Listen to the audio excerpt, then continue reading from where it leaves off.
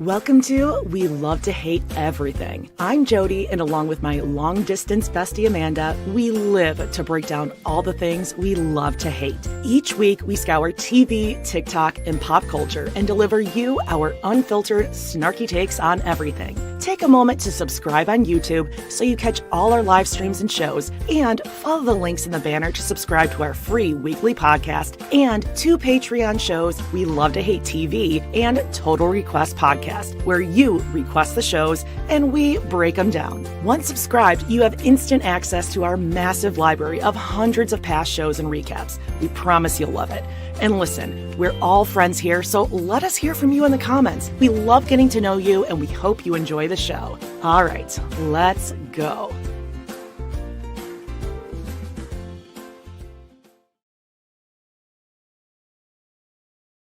Hello, and welcome to We Love to Hate Everything. I'm Jody.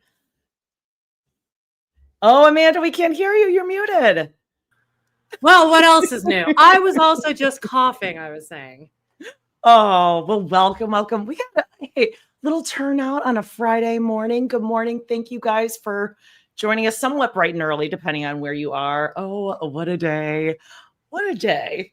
I mean, it's a big brown town. It's a big moment. I was up at 4:00 in the morning looking for special forces, and then I just never really got back to sleep. So I'm on one right now. But we're gonna have so much fun.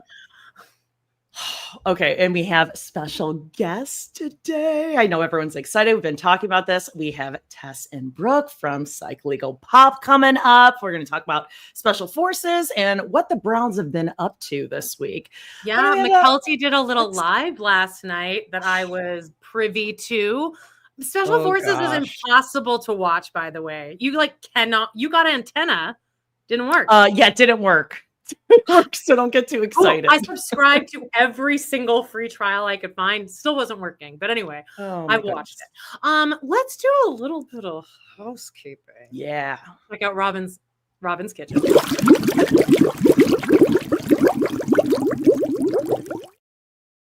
All right. Ooh, the sight of that kitchen and little T. Wait till you see episode 1, season 20. You'll get doesn't get better. No, they haven't done a full cleanup of the kitchen yet. But you know what? We'll get to that. They'll get to it. Let's talk about what's going on this week. Check out our girl dinner. We have an episode plot twist, best plot twist in TV and movies. Check that out. Also on tier 2 over on Patreon, season 14, episode 6 of Sister Wives. An awkward Valentine's Day. Boy, is it. Oh my God, yeah. And I mean, a banger of an episode, Wife Swap UK, an infamous episode, and it didn't disappoint. So check that out. Also, check out our pop-up girl dinner we did yesterday. You can check that out on YouTube or your feed. We talked about the Karen Reed trial, Adnan. Of course, we talked some Sister Wives. What else? The Pit. The Pit. Welcome to the Pit. Amanda's real pit head over here. I'm turning into a pit head. Of course, check out our Hot Topics episode on your favorite podcast app or here on YouTube. Lots of Seeking Sister Wife, Plathville, etc., etc. Great. Oh my goodness. Everyone in the comments is letting me know that I'm just an idiot, basically. Everyone's like, I was able to watch it just fine. So cool. Yeah, it's on Hulu. It was there. Well, my Hulu catches my VPN, babes. But all right, let's get into Brown Town. I already warned Tess about this. Sorry, guys. We're just going to snap out of it right after we watch this. Oh, God, here we go. Brown Town. Everything's waiting for Pooh. What an intro. What an intro. I mean, Tess, Brooke, just roll with it. You know them, you love them. Give them a lovely welcome to Psych Legal Pop's Tess and Brooke, real life sisters. That's the first time I saw that Brown Town visual. That was I've heard it many times. Oh, but you at least weren't shocked by that. Like you were aware that that existed. Yes. Okay. Thank God. That's a little better. Yes. Then. Yeah. Ladies, thank you so much. It's been a long time coming, us collabing. I listen to you guys every week, and I especially loved your And Just Like That content because I also have a Sex and the City podcast. And like no one else that I like was really covering it. And you guys do Sister Wives and Just Like That. So I binged all of that. But tell us about your podcast, everything. Yeah. Brooke. Oh, well, we cover popular culture topics that we're interested in. Of course, we've always done Sister Wives from the beginning of the podcast. It's been 3 years. We've covered that. Also Seeking Sister Wife, Love is Blind is something that we always do, which is coming up again. And then we also do a lot of documentaries, and sometimes we'll just do a deep dive into a subject, like, re-examining something from the past, just a topic of, from when we grew up, or stories that from when we grew up and our seminal moments in our lives. So it's just kind of whatever we're interested in.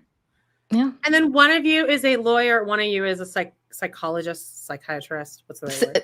Psychotherapist. Yeah, it's all. Sure. That's what I meant. I'm the therapist, Brooke's the attorney. And that's how the show really came about, was that we would sit around and talk to each other about these shows. And I would get bothered by this armchair pop psychology. I'm like, no, that's not real. This is not happening.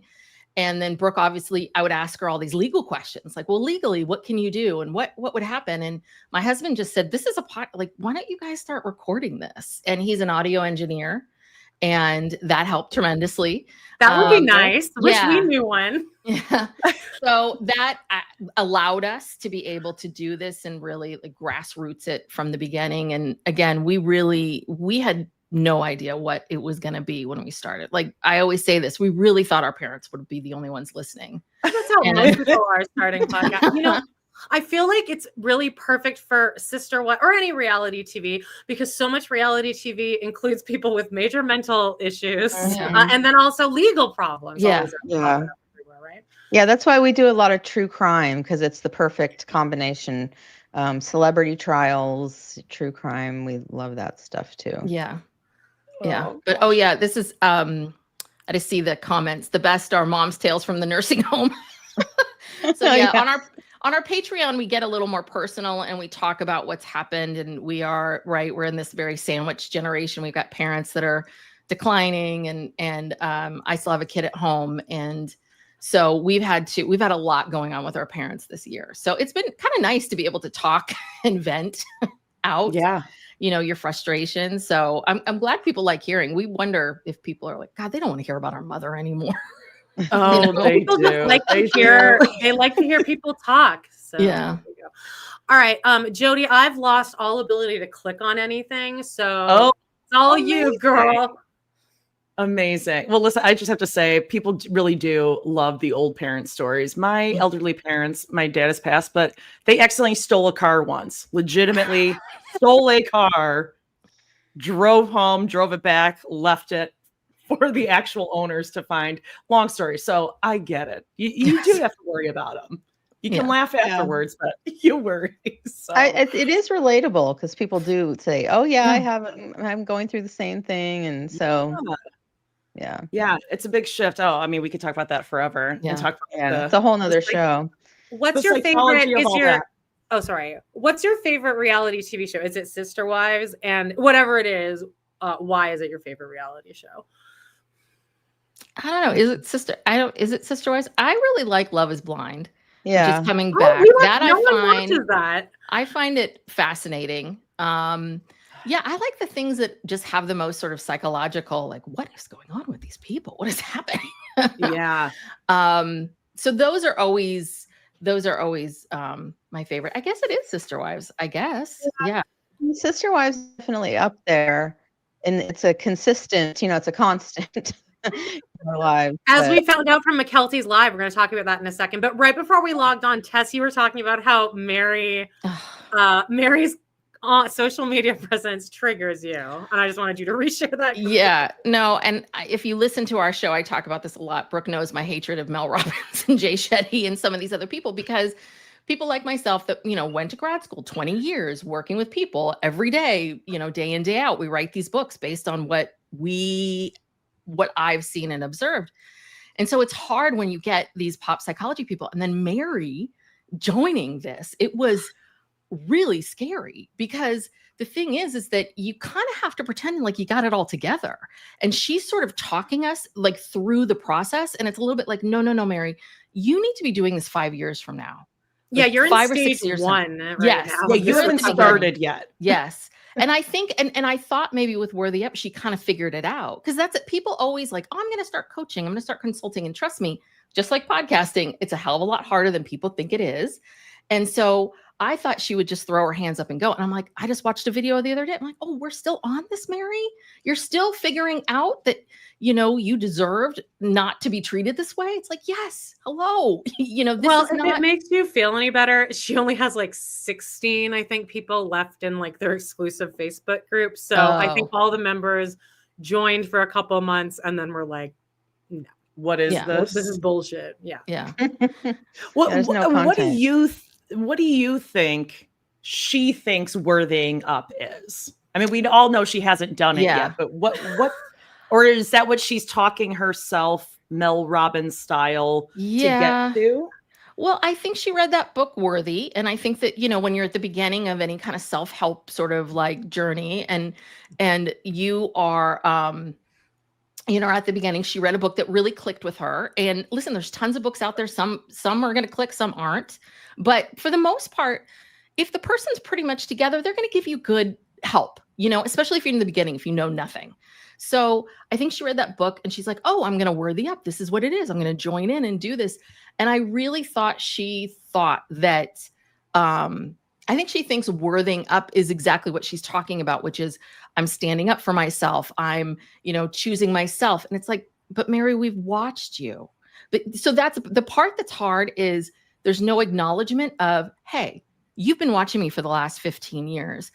Tell us why. Christine's book explains why Christine. Meri will never write a book because she's not going to go that low, No, even though that's the dumbest decision she could make business wise.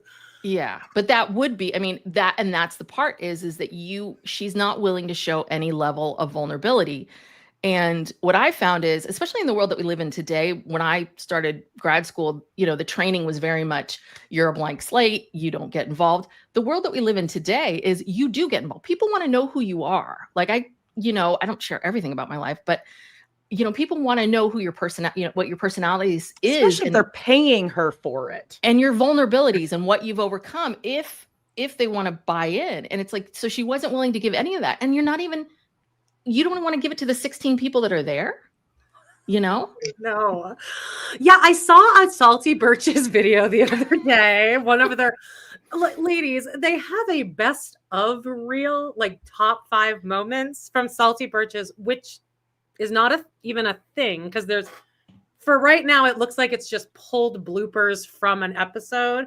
And one of our listeners, Jay Schwa, keeps going in and being like, love your content. When can we see a full episode? Where can I find it? Where do you watch it? Yeah, no answer. Wait for the next one. Where do I find it? Well, Brooke even said, like, where do I find these? And we're like, well, we don't know what they are. Great question. Yeah, but I saw a video the other day that was like, find somebody. It was a behind the scenes moment again before they press record where Meri's like, oh, I don't feel very pretty right now. And then Jen I have it. I think I got it. Can you play it right now? Play it right now. Sure. I can't click anything. All right. Let's see. Oh my goodness. Okay. We still have to rate an X and then we can switch. Pretty. You are pretty. Okay. Sing it with me. So pretty. Okay. Oh my. Oh God. Do you feel inspired? No. All I can think with her is you basic. She's basic. But the video to me really represents exactly what how she surrounds herself. Mm-hmm. All of her friends exist to let Meri be the victim. Yes. Always. I don't know if any of them could post an outtake of Meri being really supportive and building up Jen or building up Joelle or the Free Fallen guy. I think the whole group of friends kind of knows that the agreement here is we're here to worthy Meri up for her. Yeah. Yeah. It's not just to the show. Giggle at her immaturity of dating or being around a man who like has a penis. It's so embarrassing watching her. It's embarrassing and cringy to like to the extreme and depressing. Yeah. And I used to think, well, Jen, she's lucky she has Jen. She's such a good friend. Now I don't know. Now Jen's an enabler. You know, she's she should be telling Meri, look, like, get serious. You know, you want to be taken seriously, whatever. I mean, it's not funny anymore. I mean, can someone point that out to them? Like, no. Man. And they're going to be laughing through season 20. I'm going to make that prediction now. It's going to be giggles akimbo through season 20. Yikes. Okay, well, let's actually talk about special forces first. Duh, hello, that's why we're all here. Yeah. Amanda, so I saw this nice little I saw it too. Yep. I mean, I'm not gonna lie, this looks exactly like me the moment we are off podcasting. Straight through sleep until I wake up the next morning. Yesterday, by the end of the outro, I had all my makeup off and a sweater on, and Jody was like, "Oh, you changed." Can't do it. I mean, well, do you think that scrunchie was his one special item? You know, because I heard Teresa and Gia being interviewed, and they said everyone got one luxury item. But you could, if you had prescribed medications and stuff, you could bring that. But okay, and they said I was gonna say, I'm surprised. I would think that Cody would want to bring his testosterone more than. But if they're allowed to bring that, they said he had a ton of prescriptions, a ton of stuff that he was allowed. I'm not to bring shocked, but Jesus. And the scrunchie that was necessary. Tea and scrunchies. I would love like an actual bodybuilder or an actual any person that knows about these supplements and medications to do a full audit of what Cody has going on, because I promise you he's probably taking something for women. He's probably like crushing up areolas, Flintstone vitamins or something and snorting them because he's convinced, you know, it hits the bloodstream faster or something.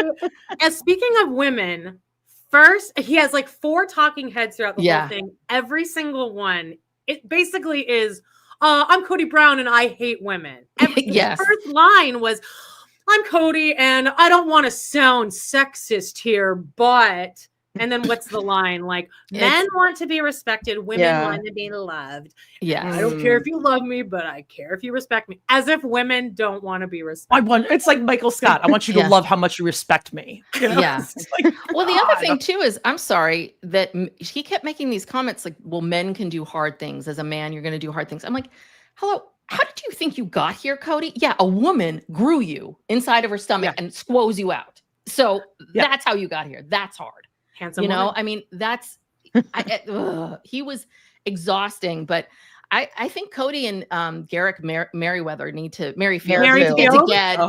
get together and write, like, they need a podcast. Tell women, tell us all about the world, please. Who do you think's scarier between the two men? Those two men. Ooh, great. And then throw question. Jax Taylor in there if you know who Jax Taylor is. Oh God, yeah. I think Garrick's a little scarier. I think Jax is the scariest of the 3. Yes, Jax is, I think, actually pure evil. Sociopath. That broke my heart that he said, like Brittany said, my ex told me that I wouldn't last a day here. I believe that he did do that. Oh yeah, I believe he did. And I think that psyched her out. I think I just felt like mentally you have to believe I can do this. I can do this. I can do this. I can survive just next minute.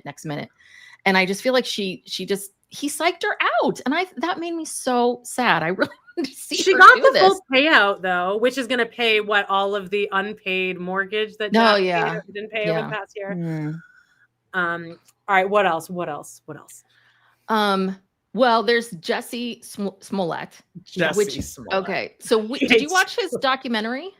We did. Well, I started, and as soon as I was like, oh, so he's still sticking to this. Yeah, I didn't know he was going to go that route. I'm watching that. Well, Brooke, you and we had a different take on it. What was our take? Oh. Well, yeah, we covered it like maybe about a month or so ago on our podcast. And we were kind of team Jussie. We were thinking that he was being treated unfairly.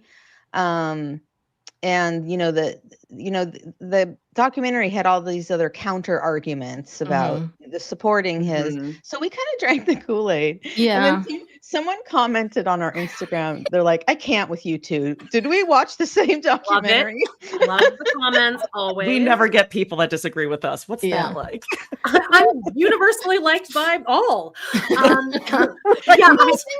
They're a negative review in sight, right? We're bleeding hearts.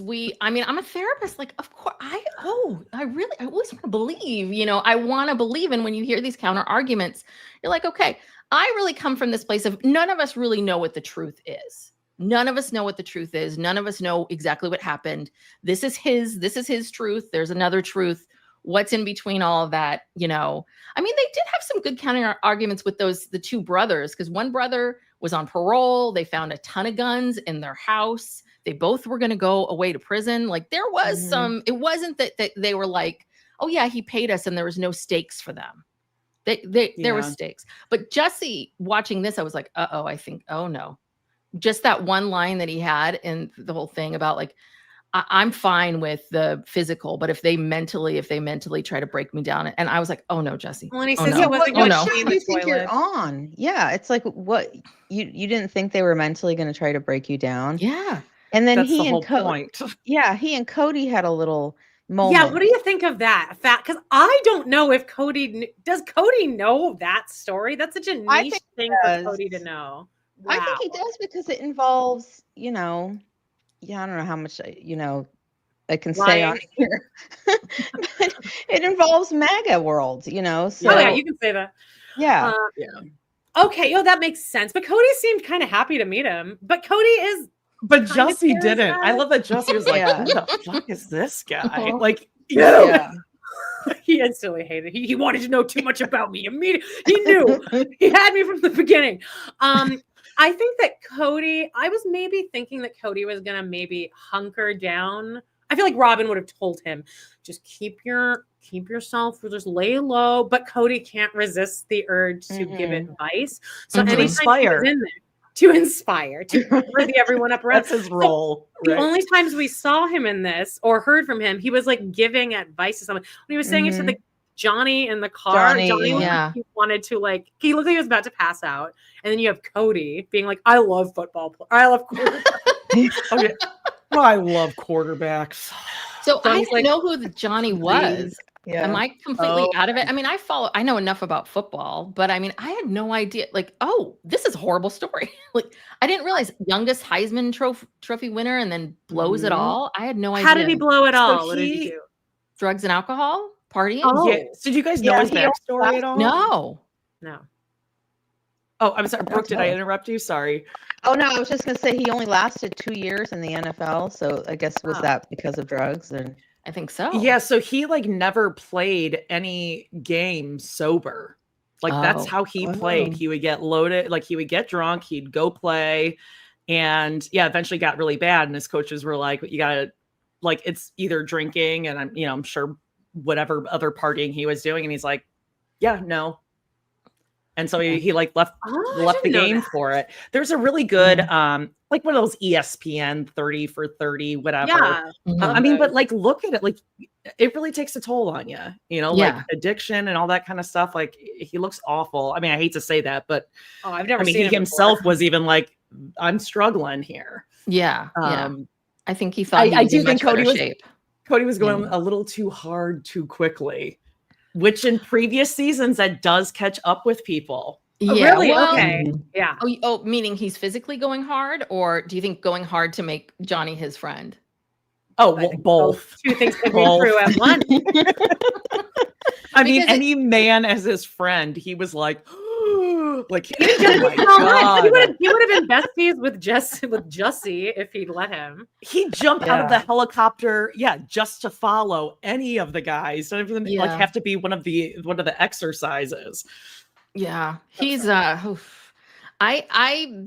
that car. I was like, God, read the car, Cody. But it's a little bit of that pick me. I'm your friend. I want to be your friend. It's like, give him a minute. You just got a cool guy. But I will say, of everybody there, you got to say he kept up.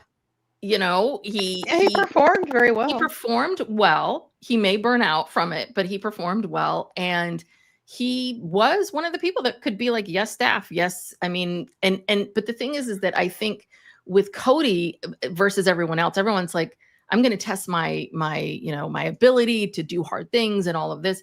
I think Kody was like, oh, I can cosplay G.I. Joe. Yes. And I think that's how he is like, I am a warrior soldier. Every morning he gets up and says, I'm a warrior. I'm a soldier. I am a soldier. Yeah. And then starts his day. I'm going to battle. Yeah. And today I'm going to steal the Declaration of Independence. Like he's living his Nick Cage dream out there. Yeah. Okay. So, Well, oh, go ahead. I was going to say, I've never seen the show before, and I was shocked at what they had these people doing on day one. I mean, propelling out of a helicopter, and poor Gia Giudice, you know, she's the first, she looked terrified, and she did a great job. I mean, just the fact that they survived that day. I'm with Brittany. I would have been Brittany. I wouldn't have even done it. Oh, no. I wouldn't have jumped out of a helicopter. But if I got to that point, I would have been like, I've already been paid and I can leave. Bye. I mean, because they kept saying, oh, it's all mental. It's all mental. And it's like, well, no, it is also physical. Mm-hmm. Like, I'm just shocked at what they put them through so quickly. And I also, of course, my mind went to, how does this show get insurance, liability insurance? Because the chances of someone dropping dead from a heart attack seem very high to me. Yeah. Brooke, I think your mic is like doing like a weird thing. You can just unplug it and then just use your computer. StreamYard will fix it. I'm interested in Brooke, and I don't know if you are like comfortable answering this, but like what kind of insurance or whatever, because that's funny. My husband does that kind of insurance, like, or does that kind of law, like the insurance kind of stuff. And actually, Amanda and I were talking about that kind of injury and that sort of things from the pit, about like people being degloved by like farming equipment and that kind of stuff. And we were kind of saying the same thing. Like, do they just sign it all away, like none at all, and just maybe in the field the crew and everyone has insurance? Or like, what do you think? Now we can't hear. We can't hear you. Sorry, I put you on the spot.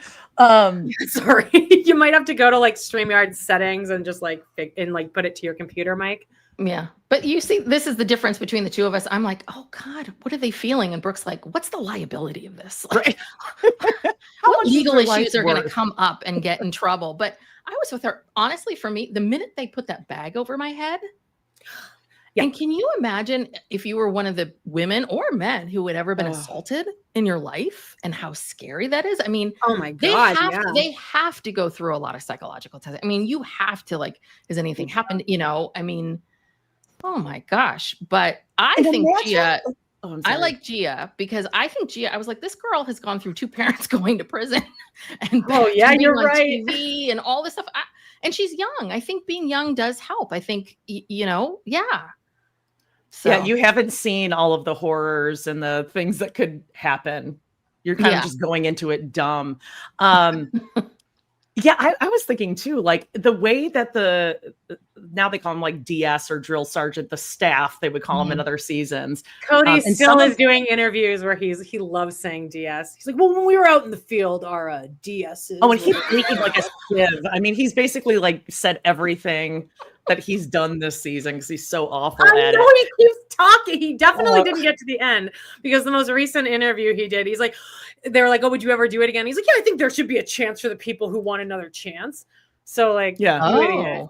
You just said something like there should be like a 14-day challenge, a 21-day challenge, kind of like Naked and Afraid. He's like, so other people can get a chance to finish and do it again. Right, Johnny?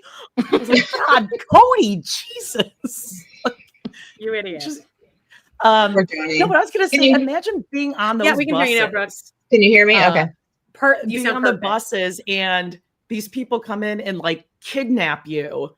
Yeah. But instead of like kidnapping you and like, is this what they do in the army? My dream kidnapping would be like, get me like a blousey garb to wear, and like I like just like sit and wait to be rescued. But you have to be like doing challenges. It's like the worst kind of kidnapping. Yeah. Well, Falling backwards out of a plane. That's one of the worst, by the way. Normally they have them fall backwards into water, like they're maybe 20 feet above hovering. Like this was extreme, I thought.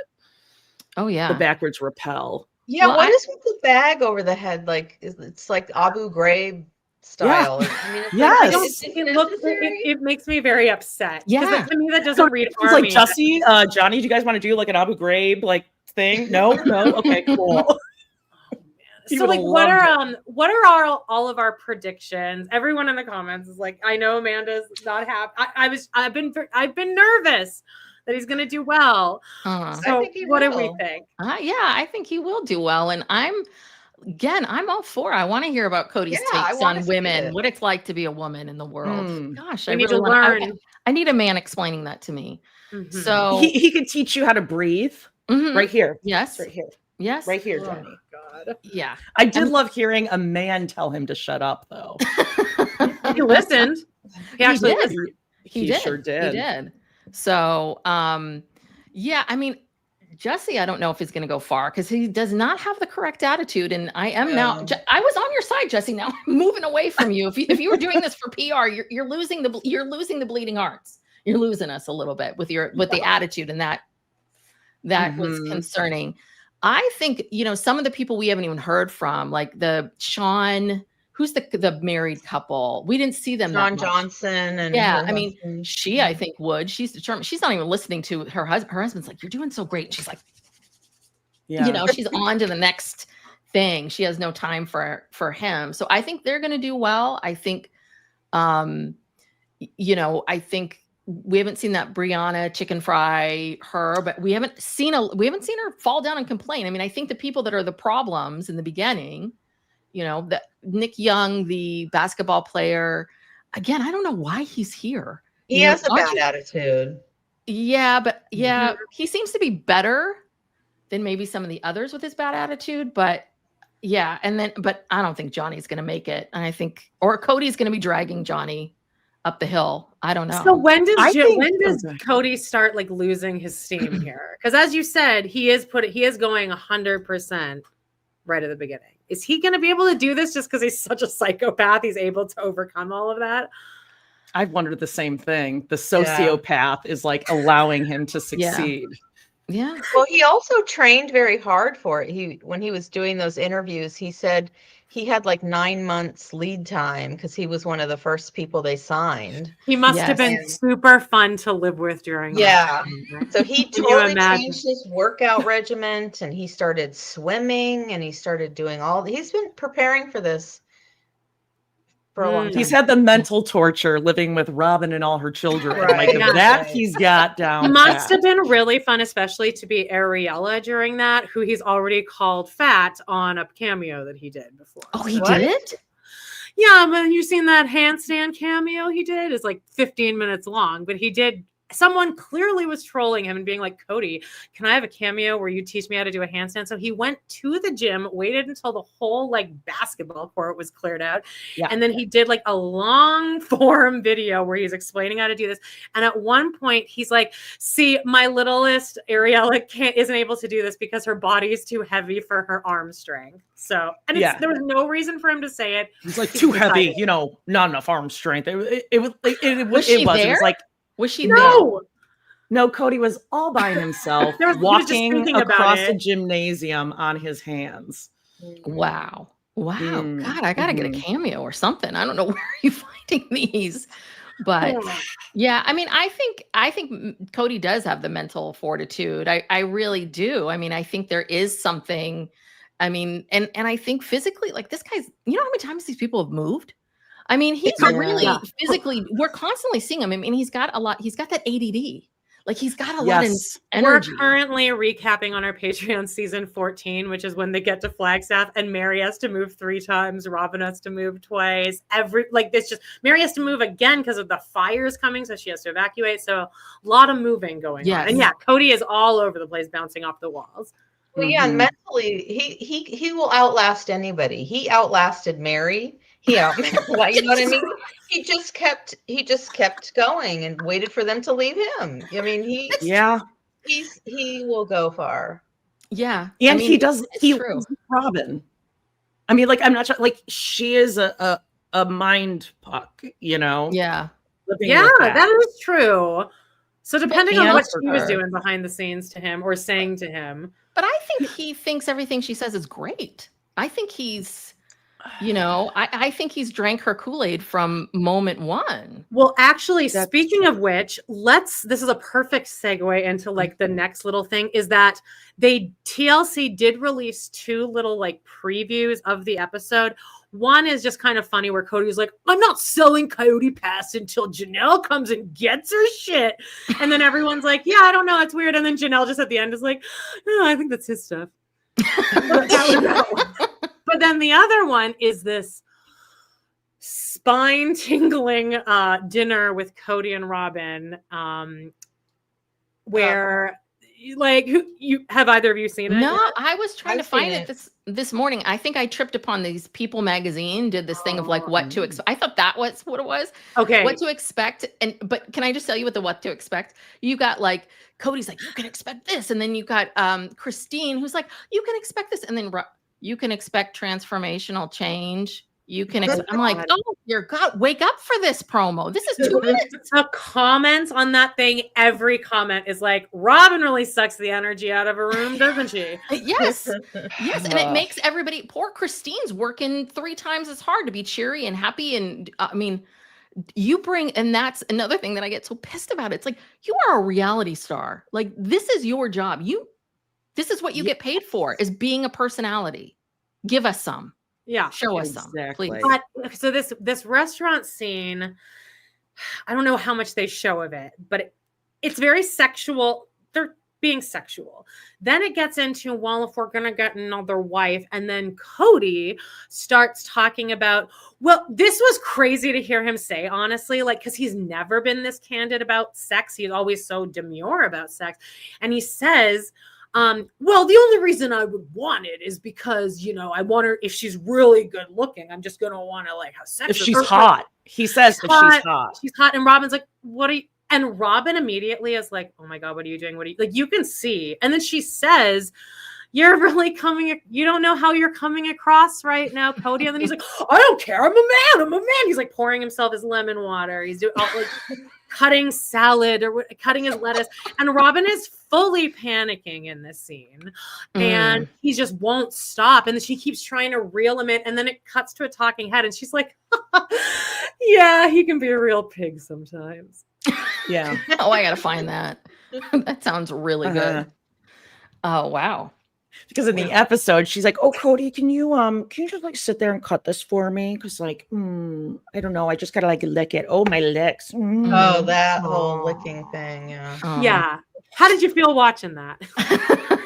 Gross. And didn't we already have this conversation last season about how they decided they were going to be monogamous, and they're talking about it, and then this is just a repeat of that same thing, and it's like, am I crazy? Like, come up with something. If you move on, if you're going to be monogamous, move on. It's the exact same thing. You've been monogamous through the whole thing. Robin's like, well, I've never really lived plural marriage. You've always lived plural marriage. In your last marriage, you lived plural marriage. Monogamy. Monogamous. Yeah. Yeah.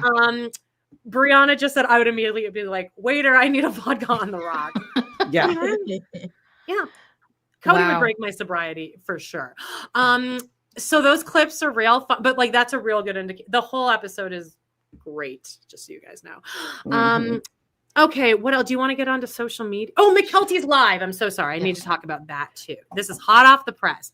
Mykelti went live last night on her Patreon where she's, I don't know if she's reading Christine's book, Mom's book, but she is at least talking about like different sections of the book. I will say Mykelti is very likable. Another good point. Tony's not there. It's all Mykelti, which is Tony's hard. Oh, he's rough. It's a rough watch of Tony. You guys are real nice. He's tough, sure. He's hashtag active dad. But I actually got a little gurgle in my throat. But Mykelti. So she had Christine like call in, And they did like a little interview. Christine left her on red for about half an hour. So Mykelti was just talking, but she did spill a couple things in here that I don't know if she's allowed to. But somebody did ask, how many more seasons are there going to be? Or is season 20 the last season? And Mykelti's like, no. And then I thought she was going to say, no, they're filming one more season. But then she goes, I think there'll probably be 4 to 5 more seasons. And the only thing really to wonder back and forth is if Kody and Robin are even going to come back. By the way, she calls him Kody now. She hates Kody after reading this book. Oh, wow. Yeah. But she says there'll be at least like probably 4 to 5 more. I don't know how much intel Mykelti and Tony are getting, but she's been right about most of the things she said. Yeah. Wow. I'm also wondering, I mean, if you're Christine's child, do you read the book? Because there are some things in here that I would not want to know about my parents.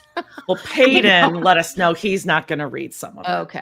Okay. He goes live a lot on TikTok. I don't know if either of you knew that, but it's all the time now. Yeah, I've seen a few videos here and there. I was, scanning through and trying to find them, and they're kind of, even his thing on Instagram, it's like, I'm a frenetic. He's a storyteller. That's what he's written his own books. Did you happen to catch his birthday message to me? $10 cameo Jody got me. He's only $10. It went viral. Yeah, it was $10.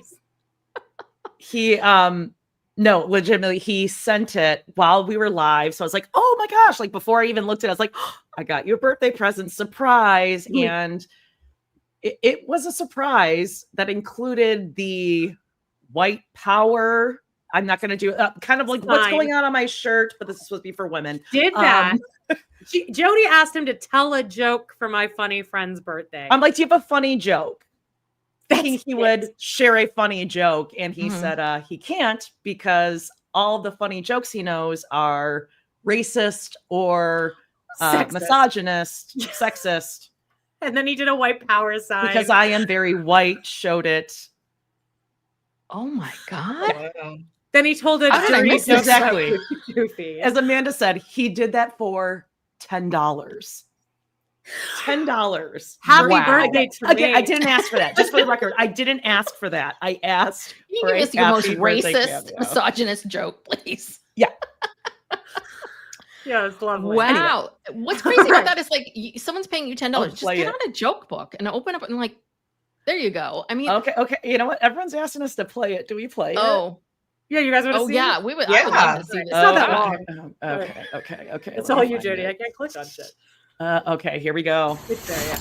Amanda, this is from Jody. And Jody is telling me that I can tell some very adult jokes. And you know what? I can't. I can't tell most of my adult jokes. Because even though you, Amanda, and probably Jody, have a great sense of humor, this is a video. This can go everywhere. So if I tell some really funny jokes, because like I can play the game of like, no, I'm not racist or sexist. I love everybody equally. I don't.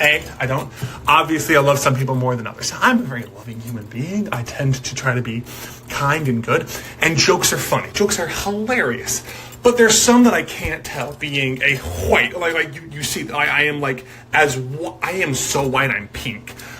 It's hilarious. It's wonderful, and I'm also very, very male. I can't tell most adult jokes because most of the good adult jokes involve heavy racism or heavy sexism. I can't tell any of those. I can tell a couple really good jokes. My favorite being, but I already have a video about it. My favorite being, so, you want to divorce Minnie because she's extremely silly?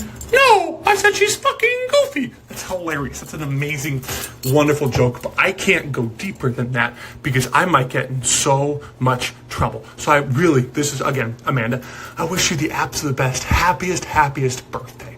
And I'm sorry, I can't tell you the jokes that Jody wants me to tell because unfortunately this is video evidence, and if I say something that I shouldn't say, I might get in a lot of trouble in many different places. Don't mind the mirror. It's okay. Most of the world is dirty anyway. Please have an absolutely amazing birthday, and God bless. I think he ended with the white power sign there. I think actually hadn't watched that in a while. Forgot most of that. Like, don't you feel out of breath just watching him? Like I viscerally took on his angst or whatever that was. Shot himself with some testosterone or some steroids, and I'm so glad someone's speaking up for the white men of the world. They've had such a hard time. Yeah, they have. Right. I mean, life must be so hard to be that white and that male. Mhm. And he's very, very male. Yeah. Yes, he's very male. And very And we white. women need a man to explain it to us. He keeps throwing Jody under the bus. He's like, Jody wanted some dirty jokes. Like, I literally read the order. I'm like, if you have any funny jokes. And then you said That's it's it. okay if they're kind of blue, or you said something like it's okay if they're like adult. We're all adults here. That's what you said. We're all Oh, that's adults. what I said. Yeah. It could be a dirty joke. We're all adults here. Like, meaning it doesn't have to be like a knock joke. Yeah. I was not in any way asking to send my female friend a sexist joke, please. Oh my god. I'm out of breath. I'm like, I think I was holding my breath the whole time. I mean, It was he's just his like, parents' son. yeah, I got to do the breathing now. that Cody told me to do. Right. All right. Well, Mykelti. Oh, The wait, other thing on Mykelti is that she said at one point, Mykelti, before Christine jumped on, Mykelti was very focused on the fact that Christine had never had an O for 2 years. She was very, very focused on that, Mykelti. And so then when Christine came on, she did ask about this O for 2 years. And Christine, for I don't know what reason, because at this point, just lie. But Christine's like, yeah, that's actually not true. Like, we found a rhythm after 2 years. But even as I was reading that, I was like, oh, that's not true, Christine. Girl. What? Well, then why'd she say it? Yeah. You put it in print. You wrote it very explicitly, like. Right. Yes.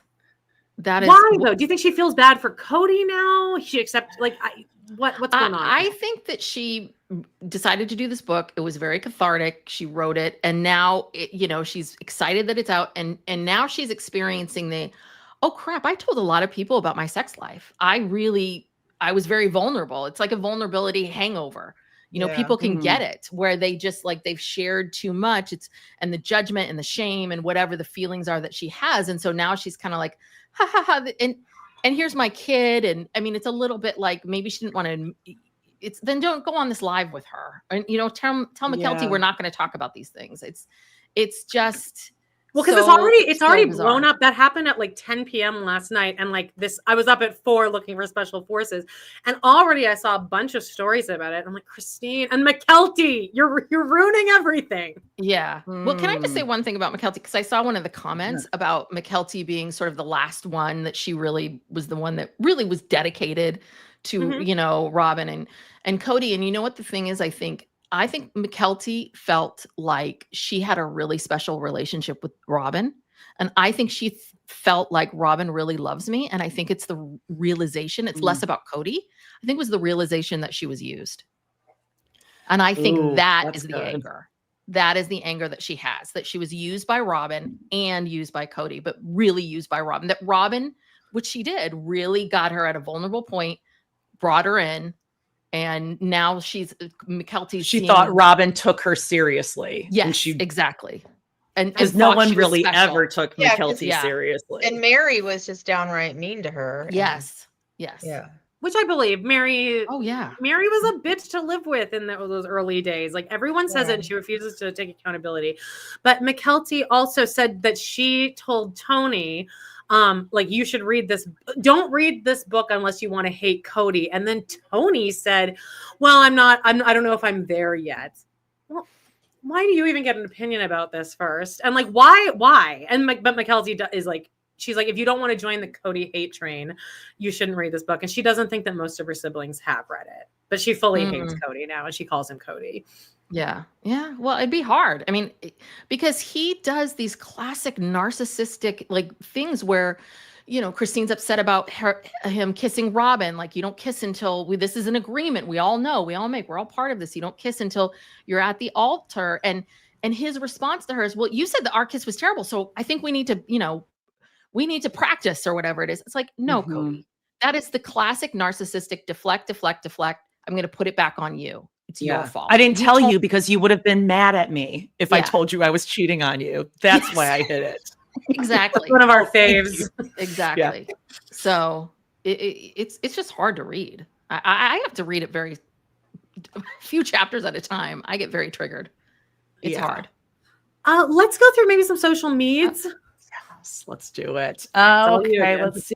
You want to start at the top? Oh, okay. So Meri has been posting per usual about worthying up. Here are Look at all these just some words. things that she's adding to her life. She's adding more self-care, Sure. more risk taking, Mhm. like wearing a silk blouse and going back to her same highly razored haircut. Mm-hmm. Well, and she's Uh, vacationing. That's good. Yeah, and Mhm. manifesting. Yes. Embracing change and Are Yeah. you? The most annoying Well- thing about Meri is that she's on this thing of like, the reason I left. It's like we watched it play out on camera. They kicked you out. you wouldn't leave. They They were wouldn't leave. doing everything in their power. Yeah. Yeah. No. Like they manifested. What did I say? Like Steve Bannon and the Cody Brown, Robin Brown family were the only people who were so happy COVID happened. Like let's be real here. yeah. They were Yeah. making you go away, Mare. Also, so she's just like kind of like doing a little saw that, montages, little mix-ups. Never seen this person before. Yeah. I was going to ask, I was asking, like, does anyone know who this guy is? No, There is no No explanation. He's explanation. never been Just, seen on any episodes because there are no episodes. He's never been Yeah. introduced. because this- it's not Sorry. a podcast. You can see one of the microphones there without any plugs in it. Well, what I love is that she has merch. There's merch. Yeah. Oh, There is. Already. Customers. Oh, actually, Jody, I have Lizzy's Heritage in merch if you want to click on those. Do you see them? It's like a where is- coaster. You can like kind of see the we got some new coaster. merch. New Yeah. merch. Yeah. Ooh. Okay. But then on Boy. one of the other pictures here, you can see like anything. If you can see another picture sitting next to it, and there's like a comment section. No, it's for. It looks like a Facebook post, and it's for Meri. Okay. Sorry, trying to find it. There we go. Okay, so this is the description for that, and it says this is all AI. They love an AI description.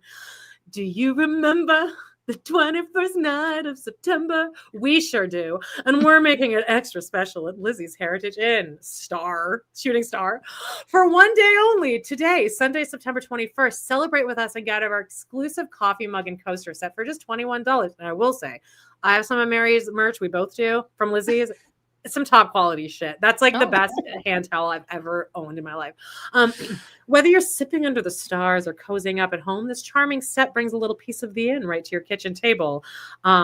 Weed emoji available online while supplies last. Okay, only $21 for both because some nights, like the 21st of September, are just meant to be remembered. Hashtag Lizzy's Heritage and hashtag September 21st special. Hashtag do you remember? Hashtag coffee and cozy. Hashtag shop small, shop local. Hashtag fall vibes.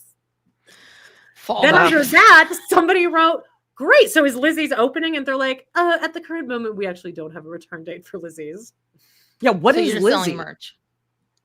Like we don't even know what Lizzy's is. What is Lizzy's? What is Salty Salty Birches? What is Birches? Worthy What's Up? We don't know. Wow. Wow. So we also just this little montage. too. There's Jen. That was really important. This picture is real important. Make She's sure sliding we hilariously down. Yes. So you can't take them anywhere. Oh, and then Who another did she one. say? I did watch that clip. Who did she say was her favorite person to meet? Jen? What was the question? yes. I think the whole montage was about like, here are some of my favorite people, and that guy. Oh, okay. Got it. Okay. Who are the most Jen. interesting people you met so far? I thought it was a This question guy. to Jen. Sorry. This No idea guy. who. This will be on a later Okay. photo / Happy. episode. Yeah. It'll be another outtake blooper. We don't know. And then this one of her and Jen just says, we chase sunsets and make memories, but mostly making each other laugh is what true friendship is. It's hilarious. They are Wow. exhausting. Yeah. Let's see. Any other Meri? Do we have any other Meri clips? I don't think so. I Do we? can't see anything. I can't even scroll. Oh, okay.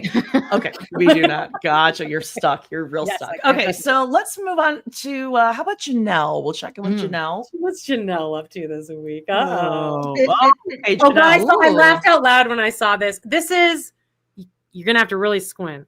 Hallmark Christmas schedule 2025. And she commented over it.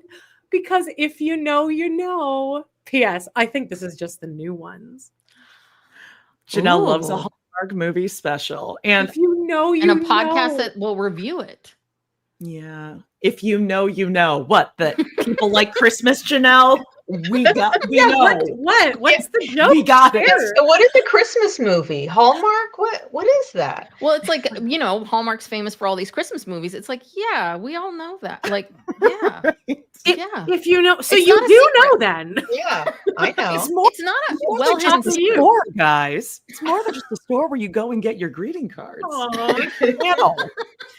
If you guys don't check out Meri's social media, it is one of the most just gentle, heart. Like it'll Janelle's. remind you of your mom, or just like every Midwest. Just who knew? The writing, the type right over Yeah. the middle of the photo, can't see a thing. Beautiful Yeah. mountain behind whatever she typed.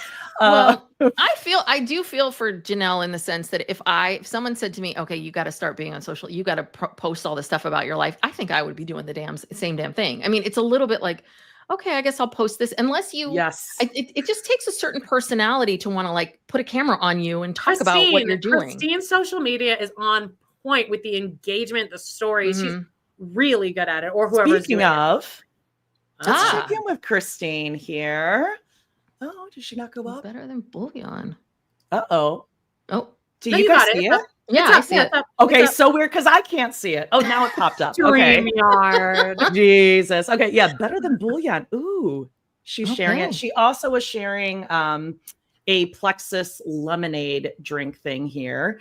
And I believe I love the chapters in her book where she talks about her weight loss journey. Just Oh, through oh, riveting. Just it? now, Yeah. though, through Plex, but she doesn't say Plexus. But I feel like Plexus was like, can you get a chapter in there, please? yeah. I'm curious, do you have any audience members that have been on Plexus or tried it? Do we have any idea? let us Like, know is in it the helpful? guys? Let us know in the comments. Yeah. Yeah, oh, that is a good idea. The better than bullion, that is good stuff. Let me see what I have here for Christine. Hey! How are you? Fantastic. How are you? Good. I'm excited. I'm excited too. We're going to have an open house and a book signing. She's gonna sign my book right now. Let's do it. That's a good little crossover thing.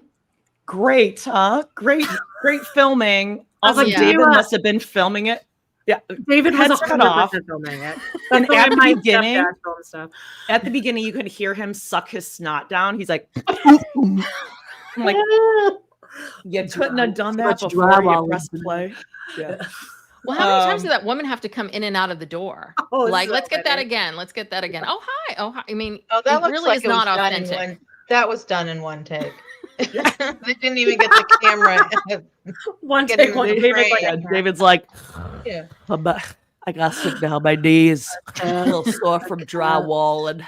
all right, why don't we can you check can you check out Paedon's books maybe? I can see the so video. Paedon now, yes. So Paedon has been This is a Furby. he's been hawking his books. He has written they're all written. They are ready to go. Do you They're guys know written. this? He's on one about these. Fiction or nonfiction? I think They're they're Is it- children's. books. Children's books. So yeah, I mean, I'll share a little TikTok or a little TikTok, a Looking little for an live about it. illustrator. Ah. Oh, he's He- looking for an illustrator. Okay. Yes. He's working really hard for an illustrator. And he's also trying to get a book agent and like a publisher, but he might self-publish. He'll tell you more here. Illustrator that I can rely on so that I can get these books published, self-published as soon as possible. Because I can't self-publish, but I am so animated. Thank you so much. I need a illustrator that I can rely on to get me as many illustrations as they can get me as quickly as possible. Because my 5 books are ready today. They are ready right now. I've had, I have a very, very, very good friend, amazing human being, who's a teacher. She has 28 students. She read the book to all 28 students, and it was 28 9-year-olds who were all silent. Not one of them was speaking. Not one of them was making noise during the first 6 chapters. The next day, she reads the last 2 chapters, and she starts with, "Who wants to? Oh my gosh! Thank you so much for joining my fan club. I'm so grateful." who wants to finish the book we started yesterday? And 20 of the 28 hands went up. That's so incredible to me. Children, the ones that I am aiming towards, like the book, but also all the friends that I've had read this book who are all adults also are like, oh, that's a great book. I did enjoy reading the book. That is what I'm looking for. I'm like, that was the goal, and I have that. I have met the goal. And I'm very, very happy that I've met the goal. Oh my God, that's frightening. The narcissism of, I mean, children were weeping. I can't believe that not a Paedon videos have been. Yeah, I'm like, I feel like there must be some shocking content in these children. Well, yeah. Books. What are the books about? He'd never even. Yeah, the kids were silent. There's some fantasy. There's some fantasy I know involved. Yeah. Silent. Also, I taught for 10 years. They're gonna. That's up to the teacher whether they're quiet or not. Not about your stupid book, but also like. Does he really think a friend or whoever is going to be like, I actually think your book's kind of shitty, man? Like the kids hated it. They were like booing, throwing things at me. What do you think they're gonna say? Yeah. No, it was all secondhand. I mean, again, I think you can see how Paedon's mind is. If he wasn't there and his friends like, yeah, most of the kids seem to be into it. Like they were pretty quiet most of the time. And then I asked them if they were interested. And everyone except for two, right? Again, very credit during nap time. She's like, she whispered it. The kid did not a peep in that room. So, and that's how he takes it in his mind. And now he thinks he's amazing. And like, this has to be out in the world. I've got to get someone to publish it. Yeah. He's had his test group of 25, so it's ready for the mass market. It's ready to go. Just roll them out. All right, what next? Do you want to play Tony, or do you want to? Oh, we can end with the TLC video, but let's check in on Tony, and then we'll do the TLC video. Yeah, so Tony has been training. Hashtag he's been running, and when I tell you, every time I see his pace, it kills me because I'm not running that mile pace. I mean, for however long. So whatever, he's running, tried running to the gym, worked out, and then ran back. The second half is rough. RUFF, which I absolutely hate because he's like a baby. But you're forced to make it back home. Wrong. Can mostly recommend hashtag after dad, hashtag runner, hashtag weightlifting, hashtag husband. And what's the last one? Hashtag married is the last one. Wow. These are quite some hashtags here. He really loves the inspirational stuff. A lot of active dad hashtags. He is. Yeah, he is a very active dad. Now, Tony is also into books. Okay. If you're like, oh gosh, really, what books is Tony reading? Well, it's funny. Babe, have you read the book where this girl falls in love with a morally great guy? He wipes all her memories. She forgets they were a thing. She falls in love with another guy. And then she gets her memories back. And she tries to flip-flop between the two. It's messed up. Yes, I do. I believe this is the series you are thinking of, sir. I was gonna try to jump in and be like, we've already played this, but I guess this is like a series of bits that they're doing, right? You know, I started in preparation. In preparation for this, I was following, and I saw that. I started the beginning of that Tony video. I had to leave. I'm like, I get secondhand embarrassed for people. Yes. I'm so uncomfortable right now. Like, please stop doing, because he's like looking back on his phone. It's like you're reading a script on a text message on your phone. It's not like you're looking at a news story. I'm like, God, it's sad. And then I don't understand. So are they selling these books? What books are these? I think it's what I assume is that it's an all existing trend. Hashtag book talk. Got it. Or I have some reader. So I guess we'll be in tune for more of those as we go through the season. But they're great content. Yeah. Do you want to finish with like a little preview thingy for this season? Sure. We can absolutely do that. So here we go. This season is going to bring the drama. This season, fans can expect to see a little bit of joy, a little bit of pain, and maybe a little bit of closure. A lot of surprises, a lot of changes and just new beginnings.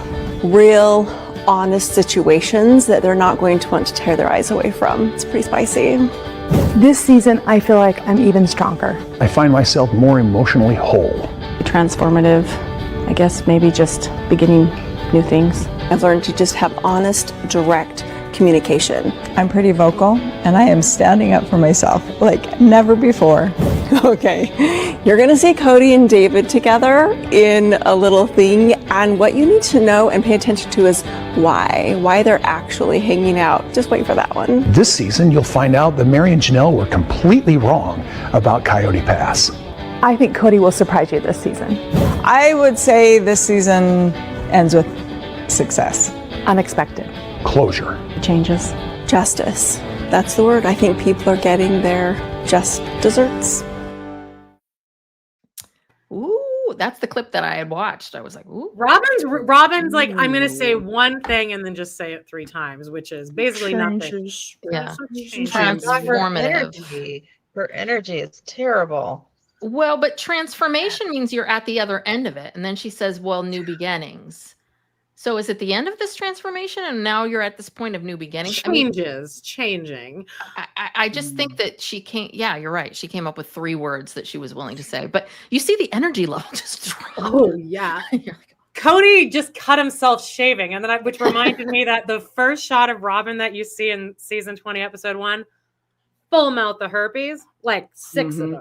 Oh, really? Yeah. Wow. Like the first shot, it's like Coyote Pass, talking head of Robin, mouth of herpes. So we're back. Couldn't happen to a better gal. Yeah, I know, right? I meant to look out for that. I didn't notice. Yeah. Wow. Oh, point it out. All right. Well, is that it? Is there anything else for Browntown? Again, I can't see the media. Well, I got some like 2 Tony clips, but they're extra. We'll save them for like any time because they're just, they're Tony just being Tony. Yeah. Okay, great.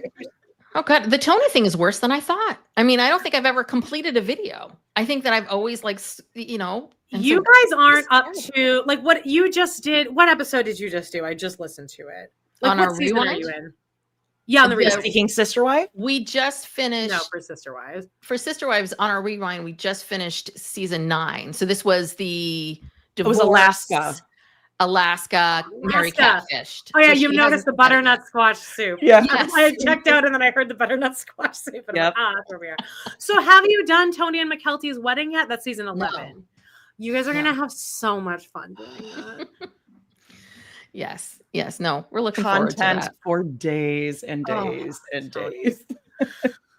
All right. Well, thanks, ladies, for joining us today. We're going to read a couple pages of this book. But one more, we're going to throw up your little image here. Oh, actually, Jody, if you can do that. Yeah, tell us where to find you. And there's also your YouTube link is at the bottom of our page. So you can go and just easy link there. But tell us where to find you. Yeah. So we're on Patreon. We have 2 free shows a week. We do one always Sister Wives and then something else. This week we did both Sister Wives and Seeking Sister Wives, which again, as I said to Brooke, I always think, God, what can the show do? And then you get there and you're like, God, it's good. It's so good. This is good. How do you find these people? But we also have a Patreon. We are covering Christine's book on our Patreon exclusive. So it's the $8 level. We also have a $5 level where you get all of the shows ad free. Plus, we have a weekly bonus where, again, if you want to hear stories about our parents and our kids, that's where to find it. And other just news stories, things that we find interesting, things that we'll share a little bit more about and be a little more personal about. And then the $8 tier, there's lots of other bonuses that go along with that. So go check us out. Great. Well, thank you for joining us at this early time. For some reason, this time just seems to work. But thank you so much for getting up with us. Have a wonderful rest of your day, ladies. Thank you. Thank you so much. Thank you, everybody. Bye.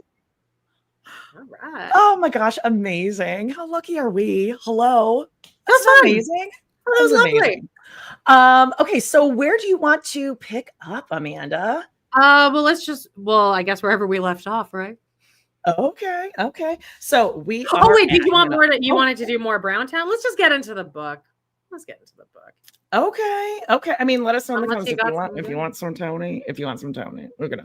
I don't want any more Tony, and I certainly don't want any more Paedon. There was 2. There's no more. No, there's no more Paedon. I guess I got some Tony clips. You guys, let us know how you feel. Sounds like you want to play the Tony. Look, it sounds like you want to play it, and what my baby wants, my baby gets. No. You don't want Tony. Play the fucking. No, we'll save it for later. Okay, so we are going to be jumping into our book. This is the second part of the book, Sister, Chapter 5. Why are you here? Amanda, do you want to start with our Puff Puff Pass? Yeah. All right, let's go. It's story time. We're under Sister. That's what Danielle Merrifield calls all of the Brazilian women that they bring over to Big Sister. Sister. The sister room. Okay, why are you here? Chapter 5. Why are you here? Piety, did I say that right? Yes. Okay, piety can lead to bad choices. I'll bet no one told you that growing up. I bet no one told you that growing up. I had one opportunity to feel like a bride, the dress, but it had about as much flair as a sack and covered more skin. We know. They show it. We've seen it every episode. Mom sewed it beautifully, and it was exactly what I wanted. I knew I couldn't appear anything other than modest, or I might upset the other wives, who undoubtedly didn't want any hint of what would happen when the dress came off. I think she's rewriting a little bit of history here on account of Annie, because I think that the dress got so much backlash. Yeah. She's like, I need to kind of figure out a way to make this not Mom's fault. We'll get to the polygamy PJs. They make special Mormon underpants seem sexy. Though Mom made the dress, and lovingly so, she and I still felt uncomfortable together. That I had so thoroughly embraced our faith and intended to marry a man who lived plural marriage so soon after she had said she didn't believe any of it made it especially awkward. Still, Mom seemed excited for me to marry Cody because she knew I loved him. Do you think Annie just hated him from the go? Do you think she had his number? I think, yeah, I do. I think she was like, okay, he's not my type, but like, I get it. I don't think she thought he was harmful as he ended up being. You know what I mean? Who could know? I wish I had felt more comfortable. I had felt comfortable enough to ask her for advice or to ask her about the wedding. Had my second mom's wedding with its pretty burgundy dresses been awkward?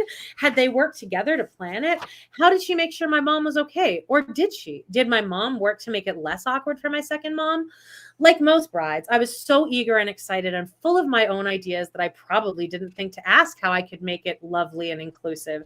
I also believed feeling like a bride would be inappropriate. I got so caught up in my piety that I couldn't relax and let the day be special for anyone. I couldn't do anything romantic because Cody's wives would be at the wedding. I couldn't be sexy. I couldn't make eyes at my fiance. These are all things that Robin did do, by the way. I couldn't hold Cody's hand or whisper in his ear over cake. My piety may have even ruined my chances of finding true love. I worked at an auto dealership at the time. What? And I remember telling my coworkers that I refused to kiss Cody until our wedding had been blessed at the altar. I believed there was romance in that. But that belief came from old-fashioned puritanical control that had been written into Victorian novels and embedded into my brain. Somehow, I had diminished the importance of intimacy and passion while embracing a burlap dress and a chaste first kiss in front of witnesses, my dad, and my sister wives. My coworkers detected a problem. Wait, they said, you're going to go from a kiss to sex on the same day? Yeah, I said, grinning. It's fine. Fine. That was a difficult moment. My coworker's response gnawed at me, but I figured that, like all good women living plural marriage, Cody and I would build our love over time, beginning with a friendship based in trust. I trusted that he wanted to marry me. Puff, puff, gas. Oh my God. Yikes. Like that right there, just put that in front of Cody. I trusted that he wanted to marry me. That is an insult. Like that is a hard fact for someone to hear about themselves. Yikes. But as my sister and I planned the wedding, Kody wasn't interested. After looking at venues and tasting cakes and picking dress patterns, I was super excited about having a low-key dinner on a riverboat after our tiny ceremony. Just do whatever you want to do, Kody told me. I'm too busy. It's so sad. I wish I had included Meri and Janelle in my wedding. It might have been fun, and it could have been a good way to build a strong relationship before I suddenly showed up in the third bedroom of their small house in Wyoming. I can't, by the way, I can't believe nobody jumped in and said, she probably didn't tell anyone Kody said that though, right? I feel like if you came to me and you were like, Adam was just like, just do whatever, I'll just whatever, show up. I'm I'd too be like, busy. He's an asshole. Like, I would say something, but I feel like she probably didn't tell anyone because she just wanted to get to the wedding, right? Well, and maybe he'll surprise me. I think she might. I know. I would think that too, honestly. I would think that. Interesting. Joshua riverboat, just like she did with David. Oh, that is interesting. They went on the drinking boat. Yeah, where Janelle's like, I'll make a speech. Oh, yeah. After they thought they lost Avalon on the water. Someone also mentioned that Christine was like a real Mykelti for her wedding. I bet you she was kind of a Mykelti about like certain things, even though she's saying Janelle was like, just get it over with. Oh my God. Oh my gosh. Where was I? Oh, I'm too busy. I wish I had included Meri and Janelle in my wedding. It might have been fun, and it could have been a good way to build a strong relationship before I suddenly showed up in the third bedroom of their small house in Wyoming. I could have asked them about their own weddings and would have been fun for them, but I worried about upsetting them, even though they had already chosen me to come into the family. I didn't do anything to let them know how thrilled I was to have them as sister wives, and that set the tone for an awkward day and problems to come. We are taught to believe that being strong enough to watch your husband marry another woman is why polygamy makes us better people. Anyone who can push down the jealousy that inevitably rises has done some work on herself. But damn, that big day arrived, but not quite as the 5-year-old in the yellow towel imagined. We got married in Dad's living room. It made the most sense for religious reasons. I would be marrying Kody for eternity. I would be joined with Meri and Janelle. I would be the third wife, just as I had always dreamed, and I would be living God's principle. When I thought about kissing Kody, I felt all the butterflies a young woman who had never been kissed should feel. I felt nervous and in love. I remember Kody opening the door and looking at me in my shroud-like dress. That sounds amazingly comfortable, by the way. I remember realizing he was stressed out on our wedding day, and I remember understanding he wasn't as excited to marry me as I was to marry him. Kody had a, altogether now, 1,000-yard stare. Puff, puff, yes. You're muted. They took that word, 1,000-yard stare, in the family, and they have used it to not weaponize, but to dilute. But the fact that they just keep saying that, I feel like Kody is like, let's just always say that, so it dilutes the reality of it. Like, yeah, it was a 1,000-yard stare. Yeah, it was a 1,000-yard stare. Instead of, I was totally checked out. Yeah, I didn't want to. I felt be there. sad. Yeah. Mm-hmm. All right, keep going. Oh, I was going to pass it to you. Oh, sure. Okay.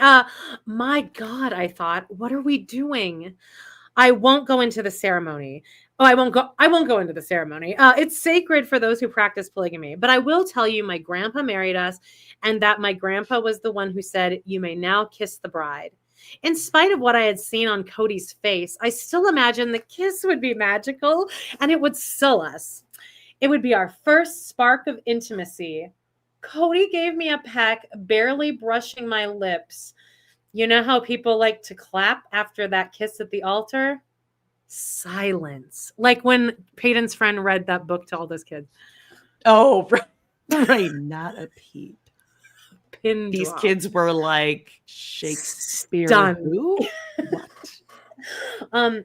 Wow, my grandpa said. That was the quickest first kiss I've ever seen. Oh, God. It's like every line gets Your worse. grandpa is like, loser. Yeah, I wanted it to be more sexy than that.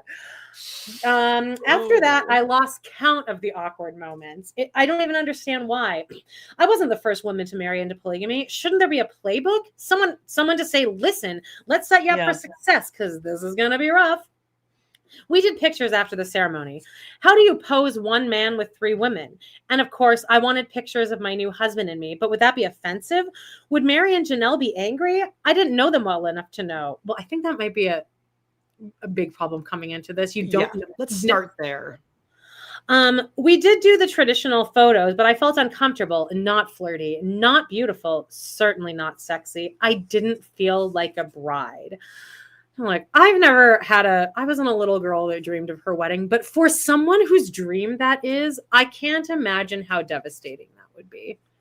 I mean, my first wedding day was a series of like disappointments like this. Oh, and no. I mean, hers is like a whole other level, right? Like that is, but I did have some major disappointments. Like we were supposed to exchange gifts. I didn't get a gift or a card. I didn't get like a you look beautiful. I did like first dance, last dance, like all that kind of stuff. Didn't see him the whole ceremony because his mom. Saw that coming.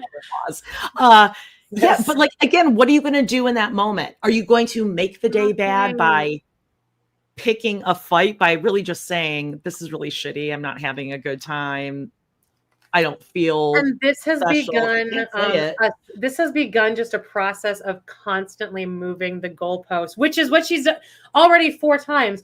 Well, I don't feel really pretty. Well, I don't really know anyone. Kody looks upset. Just constantly. Well, maybe it'll get better after this, and then it just continued her entire life, basically. Well, and then you're like, okay, well, maybe does anyone like really have their dream day? Like, no, that's just like, on TV shows and in movies, whatever. You rationalize it because you're in the moment, and again, you're trying to make the best of it. Isn't that what we're supposed to be Otherwise, you're do? Ruining the day. And look, Exactly. I mean, I will never say that I enjoy watching Christine's wedding special. You'll never hear those words out of my mouth, but it makes me appreciate the memory of it a lot more. Like she did get her dream day. As she should have. Yes. Okay. Things got worse after we arrived at our riverboat reception. My sister made a beautiful bouquet, but I understood that if I tossed it, it would cause friction. So I didn't. It didn't matter. Meri and Janelle did not seem happy. Oh God, dinner was quiet. We all sat at one table, no separate bride and groom table because I wanted Meri and Janelle to be there. But yeah, awkward. See, Robin is doing in the wedding like what Robin says she did. Like, I wanted the other brides to be part of it. But Christine is actually putting the other women first. Well, and honestly, Robin did the bare minimum. She had them show up in brown dresses. Like, she included them. I would say that's a detriment. They all looked well in brown, sure. But like she made them part of it. Do you want to be part of it? Like, okay, yeah. But you didn't do anything else to like actually make them feel part of it. In fact, right after that, as Kody will be talking about this week, coming up in this episode, after the wedding, they had the honeymoon, and immediately it started from there. In Kody's mind, immediately changed. We're getting into the honeymoon here. But yeah, awkward. They know what we'll be doing later. Honestly, Christine, you might be looking too much into it. Meri and Janelle were probably just in an active fight. You probably weren't even a factor in their misery. You're probably just fighting. And doesn't everyone like that crosses your mind? You're like, oh, these people. You go to a wedding. You're like, oh yeah, they're going to be like fucking tonight. Yeah. Like, oh, that's kind of weird. That's kind of awkward. Everyone thinks that, right? I've never really. I assume everyone has already done it at this point. I guess if I was at it's not a big deal. Wedding, that's what I'd be thinking of. Yeah, you're thinking about how they're gonna fuck, but you're like how they've never fucked. All right, but they're going to. At the time, I couldn't imagine what that would feel like. I knew the basics of what would happen, but even though Kody and I had been friends for a few years, we exchanged no excited, silly banter on our wedding night. Yeah, because he's upset. He's pouting. So yeah. Perfect. He's tired. Also I worked all day. Yep. I still figured things would get better. When we got in the car to head off on our honeymoon, Kody still seemed morose. Oh my God. Where are we going to go? I asked. I figured this would be the moment where he could show me he put some thought into it, that he wanted to make me feel special. Well, he said, I don't know. What do you want to do? You didn't plan anything, I asked, flabbergasted.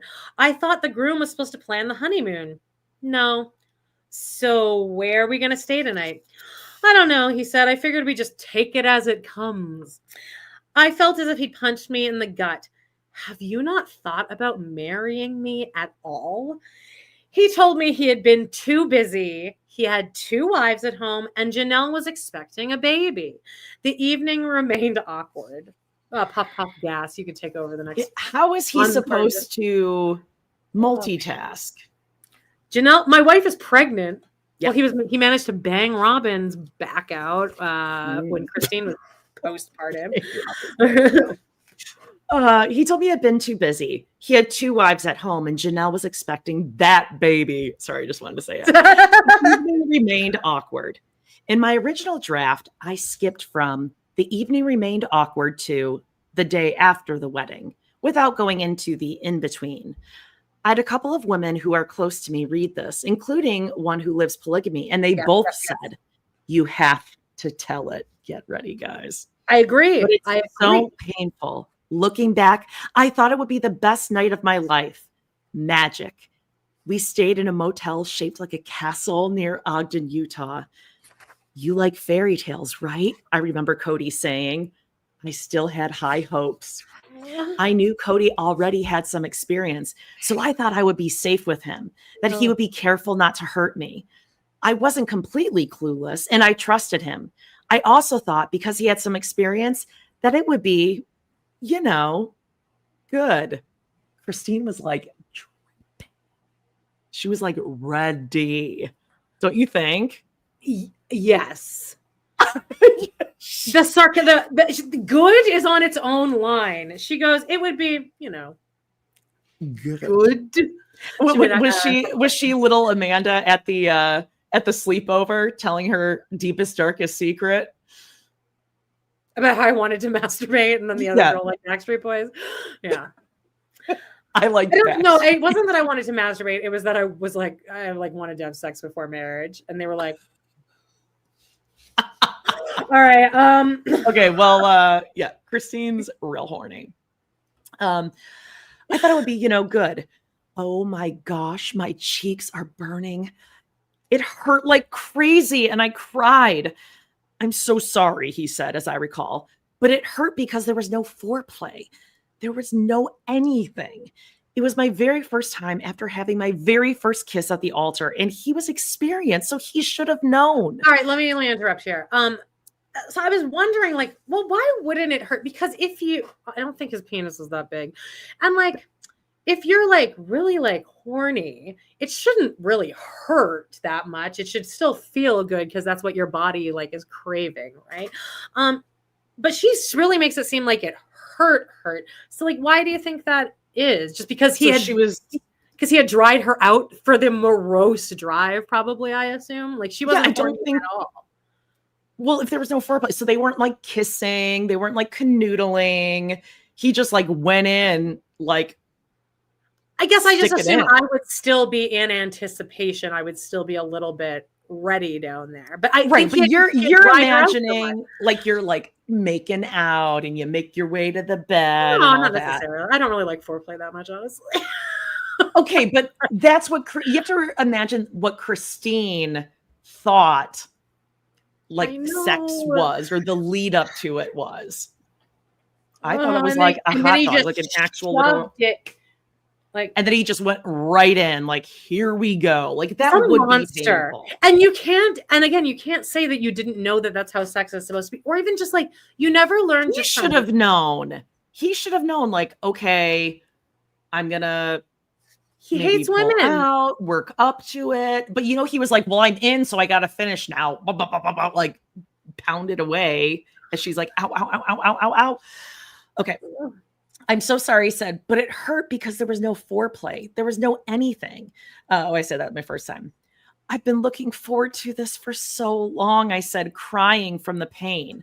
I had envisioned hand holding, moonlight, gentle touches. I imagined feeling beautiful and adored. I imagined a loving acknowledgement of our eternal life together.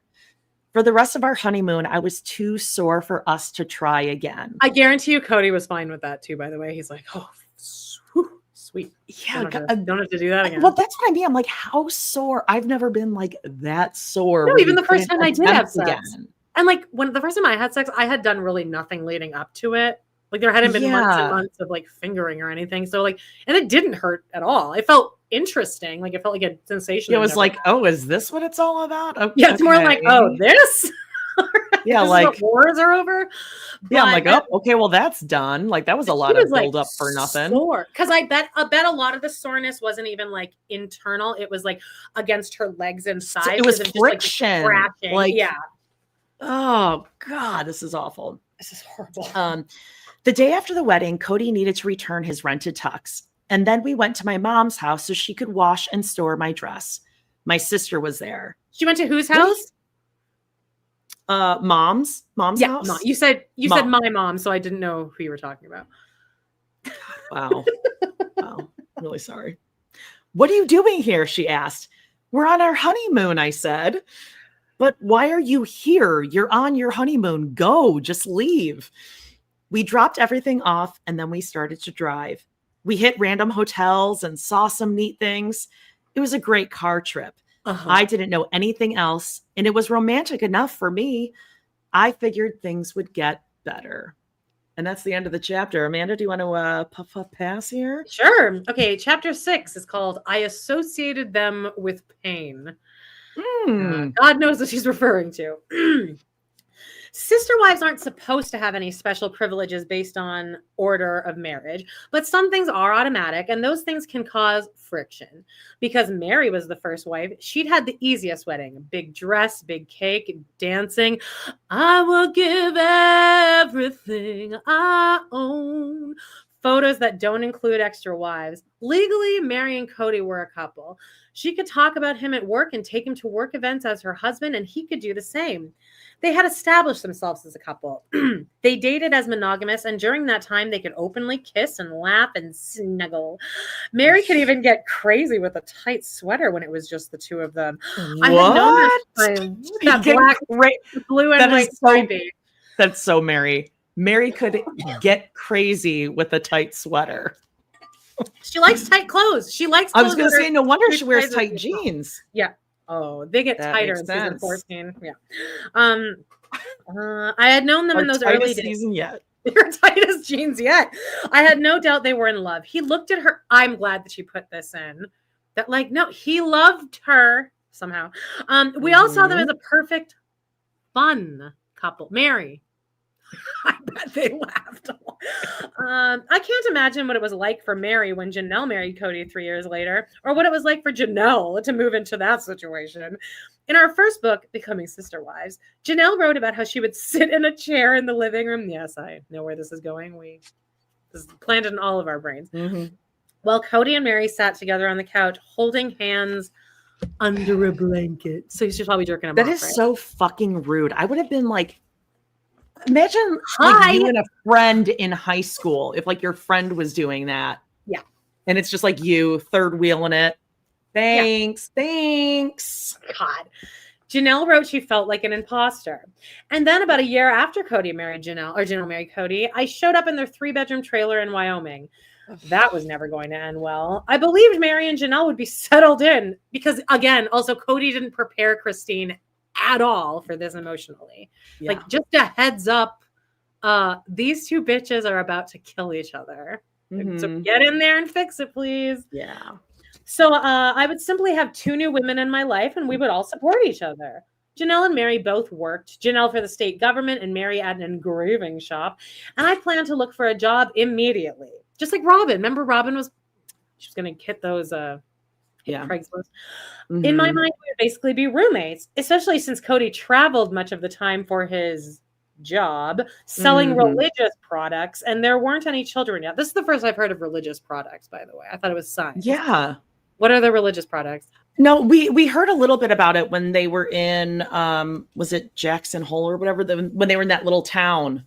When they brought Garrison's urn with them and left him in the back seat. Yeah, I remember when they that. weekend at Bernie's with Garrison's urn. Yeah, right. that was fun. Yeah, right. cute. Oh, and there wasn't any children yet. Right. So I didn't know when I married Kody that I see how she's writing this. Right. So I didn't know when I married Kody that Janelle and Meri didn't get along. Almost immediately, I felt like the middle woman between them, trying to keep the peace and bouncing around. That's probably how Kody felt too. Like he was a ping pong ball that got whacked as he tried to figure out how to be married to 3 women, 2 of whom didn't like to be in the same room together. I think both Meri and Janelle hoped I could relieve some pressure. And while the wedding wasn't the best start, I do think I helped. Meri and I were already friends, and I got along with Janelle as well. Kody used to say I added equilibrium. We were young, and a lot of it was just nonsense. So it wasn't hard to choose to be positive, to keep trying to add fun. But Meri was so judgmental of everything Janelle did, I thought. I remember thinking, why does it matter what kind of pancakes she likes? Who cares? And Janelle was that's different than this is where we put the mugs. Because I was about to be like, well, I understand things have a place. But she specifically making fun of Janelle for probably liking like chocolate chip pancakes. And Meri is probably like, oh God, can you believe that? And Christine's like, why did you fucking care? Meri's not just harping about like cleanliness. It's like, Janelle's taste in food, disgusting. Yeah, bully. Thank you. Ashley That's a says good bully. word. Yeah, she's a bully. Thank you, Ashley. Yes, of course. And Janelle was so independent that she'd just be like, I'm done, and she'd disappear, which wasn't easy in a 3-bedroom trailer. I thought Janelle could be controlling too, especially when she had a project she wanted help with. I think you're more seeing when Janelle wants help with a project and then you just end up doing it. Mm-hmm. How she kind of handles that. Anything crafty. Yeah. Some of our behavior in those early days was personality, some of it situation, and some of it youth. I got along with Meri better, but only because Janelle tends to be quiet and shy and we didn't have that much in common. We did things together like gardening, but it was more out of necessity for the family. We didn't have a ton of money, so we canned food together. I would help with whatever projects Janelle took on. Don't get me wrong. Janelle is lovely and easy to get along with.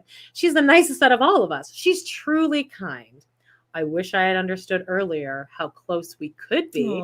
Half puff gas. Sorry, I forgot to pass to you. I love that. Reading forever. Yeah. Cody and Meri fought all the time, even if we were hanging out, just chatting. Meri remembers it differently from how I do, but I remember it being volcanic. I think they were in love, just rocky. She got mad about everything, and I didn't understand why. I think she always doubted where she stood with Kody, and I don't think bringing in 2 more wives helped. It was the weirdest dynamic because Kody loved how Meri managed things, from keeping the house to raising the children. So that gave her more clout in the day-to-day running of the household. But then they always fought. Jealousy was tough for all of us, but I think it was especially hard for Meri at first because she'd been the only wife for a while. While I could manage my relationships with Meri and Janelle, I felt like I didn't know Kody at all. I missed the fun-loving friend I'd spent so much time with before we married, and his seriousness shocked me. I started to notice a major personality change. For the first few years of hanging out with him. Talking about from Meri or herself? For Kody. Okay, yeah, okay, great. Okay. For the first few years of a hangout with him, I believed he was an independent thinker. After we got married, I was stunned to see how much he relied on other people's opinions. Before, when I thought about our future, I looked most forward to how much fun we would have together because I'm me and I like fun. But everything changed in part because he was overwhelmed. We didn't have enough money. He fought with Meri. Meri and Janelle fought with each other, and Kody had to appear to outsiders as a monogamist. I would also say, I think she's maybe not realizing it's not that other people's, that Kody wanted, how did she say it? She wanted that he relied on other people's opinions. I think it's that he wanted to make sure other people's opinion of him was a certain thing. And that is of a very manly man. Oh, man. He remained distant from me. And while he had resumed his rotating schedule, he stayed a night with Meri, then Janelle, then me. I didn't feel as if he and I grew any closer. Can I say something really quickly? Yeah. Mykelti did say last night, this was interesting, that because people were like, well, did Robin make life easier at all? And she's like, no, and this was fair. She's like, she did make things easier. Like it was another person, blah, blah, blah. But then she did say our mom's life got easier when Robin came, because then Christine didn't have to prepare for Kody every 3 days. Now it's every 4 days. And it was better when Kody wasn't there, because they could all just hang out in their house instead of having the perfect meal, perfect clothes, like perfect attitudes. Because Christine would be so stressed leading up to. So at least now Christine's anxiety only was every 4 days and not every 3 days. Isn't that nice? Jesus. Let's see. Okay, I didn't feel as if he and I grew any closer. I knew how close he could be with Meri and Janelle. The walls were thin. It's one thing to know your roommate is having sex in the next bedroom over. It's another when it's your husband and you can hear everything. So I bet Meri was the loudest. I'm sorry. Yeah, I don't think Janelle would never be loud. I don't think she would. And I think Janelle cares about other people and like realizes, oh, they can hear us. I bet Cody's loud too, though. I think also she's talking a lot about Kody. Meri and Kody, for sure. Gross. Yes, we were all married to him. Yes, I knew what he was up to on the nights when he wasn't with me. And yes, it shocked me how much it hurt to hear it, especially when it sounded as if they had actual relationships where they talked and played and enjoyed each other physically. Well, you can hear it that much. Me out. Like you can hear, like, because you can probably hear like the like all the Meri laughing. That's gonna break. I don't want to hear anyone enjoying each other physically. Don't like this. We were all careful not to demonstrate affection in front of the other sister wives. No hand holding or terms of endearment. But at night, I could hear the affection. It was different in my bedroom. When I got married, like most polygamists, I began wearing garments. Oh, this part is so sad. Oh, God. Yeah. Okay, sorry. Go ahead. We're not talking about the mainstream Mormon garments Utahns know and love. The long white boxers and T-shirts with the telltale smiley face neckline for men and cap sleeve blouses for women. In our church, the garments, the polygamy PJs, go to the ankles and wrists. So they look more like long johns. They're meant to remind us of our covenant, protect us from evil, because it's hard to feel evil while channeling Colonel Sanders, and proclaim our faith to the world. They have been blessed and are considered sacred. I loved them. I did. They were perfect for my pious stage. And I loved when they were connected. I loved that they connected to me, to our faith, and that they were symbolic of my becoming a woman, at least in the eyes of our church. But as time went on, I associated them with pain. We were supposed to wear them all the time. Yeah, even then. But sometimes Kody and I wore them during sex.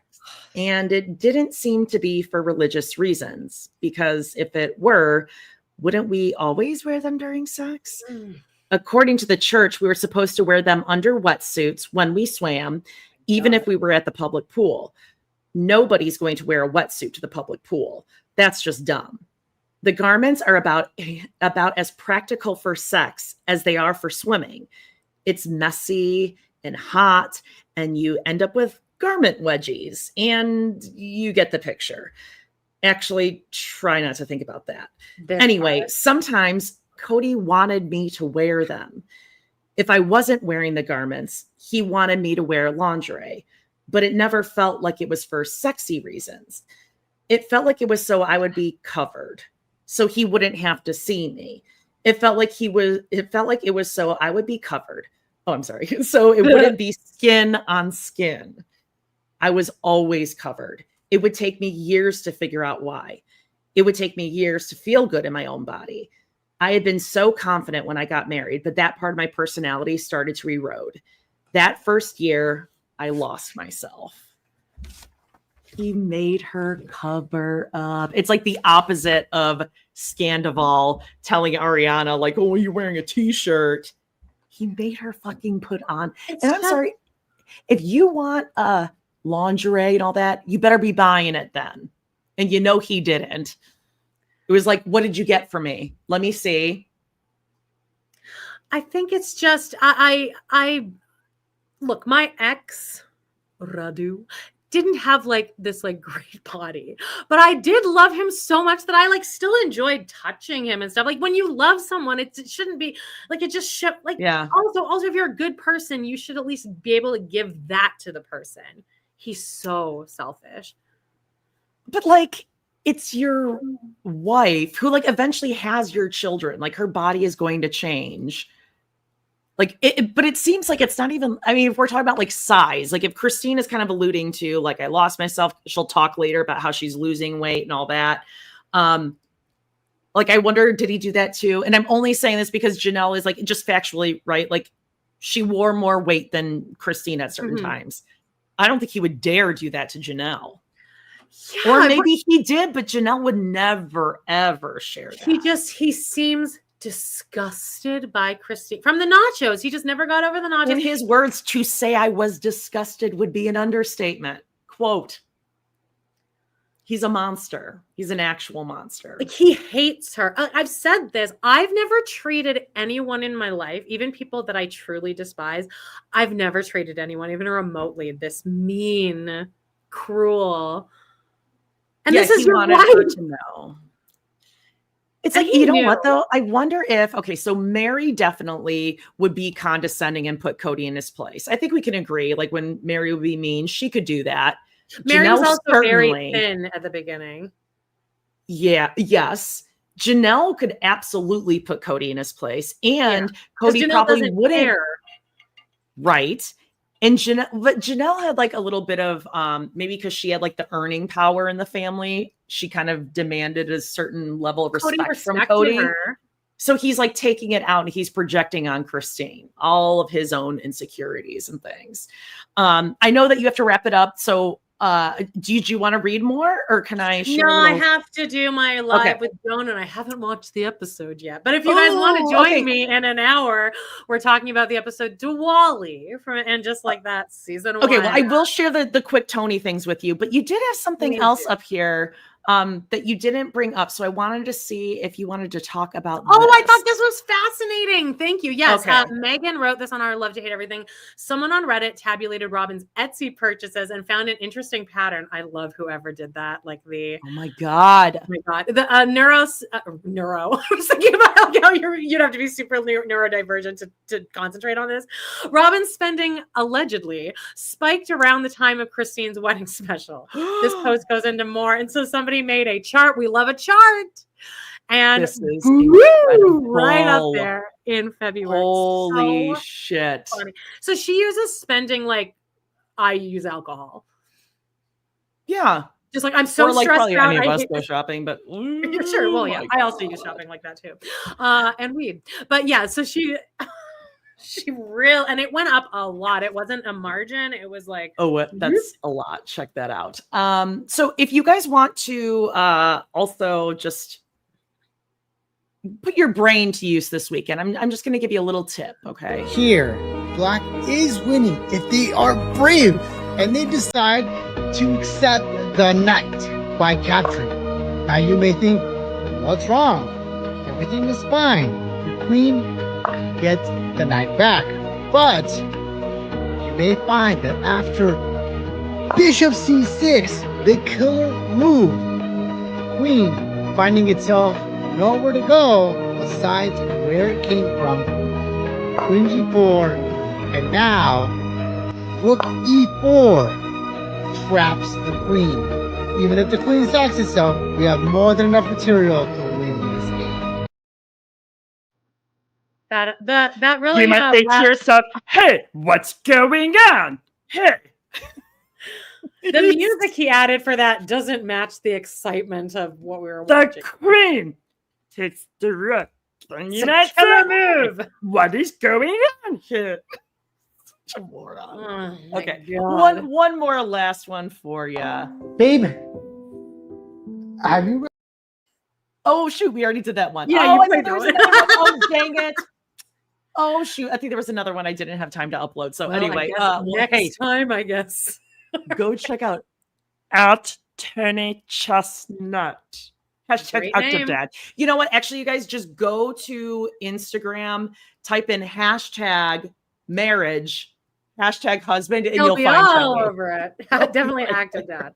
All right, guys, thanks for joining us. And thank you again to Psych Legal Pop. It was Yes, Tess and Brooke. Thank you. Thank you. Make sure you guys go subscribe. And hey, give us a little thumbs up on this video. Subscribe. Leave a comment share. afterwards, you guys, and tell them how much you love them. Put it in the comments for everyone to see. And sorry, I'm leaving you guys hanging. Oh no, there's not another Tony video. You might be saying, hey, where's the other Tony video? No one's thinking that. All right. Well, also next week we're going to be starting our live watch along. So Tuesdays at noon Central, we're going to be starting, and we're just going to go into the latest episode of Sister Wives. We'll give you timestamps. We're going to, I booked my assistant for 3 hours for that day because I'm like, I just really, just in case. Just in case. It might be a long form video. Yeah. And then we'll still be having Browntown on Fridays. Yeah, we'll always hear for Browntown. Next week, Special Forces Cody again. And then at some point, we're doing a collab with Dr. Adam at some point. I think next week, it'll be a girl dinner. We're going to do a little chit chat, little girl talk with Dr. Adam. A lot of fun stuff. Check out our Patreon. We did plot twists, awkward Valentine's Day sister wives, and wife swap. Next week, we have much more amazing stuff. We're going to be talking next week on our hot topics. Don't forget to check those out. They come out on Tuesdays because we absolutely are talking about Seeking Sister Wife, our couples. Oh, Reese. We love Reese. I am the very model of a modern Major General of information vegetable and immutable. Okay. All right. Well, that's it. I gotta go. I gotta do. Okay. Sorry. I'm getting flat. Okay. Getting flashbacks. We love you guys. Remember, you guys are all adults. Smash that like. We love you. We'll see you next week. You're all adults. Bye. Bye.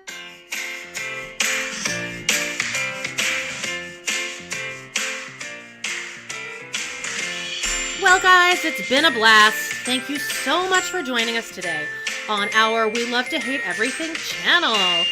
Please do not forget to hit that subscribe button. Give us a like or even a comment, and click on that bell if you want notifications, because you never know when we might pop up and go live. Please check out our other 2 podcasts on Patreon, where we snark on even more TV, movies, and pop culture. We got Total Request Podcast. That's patreon.com/trpod. And We Love to Hate TV. Patreon.com/Love to Hate TV. Thanks again, and we will see you next time.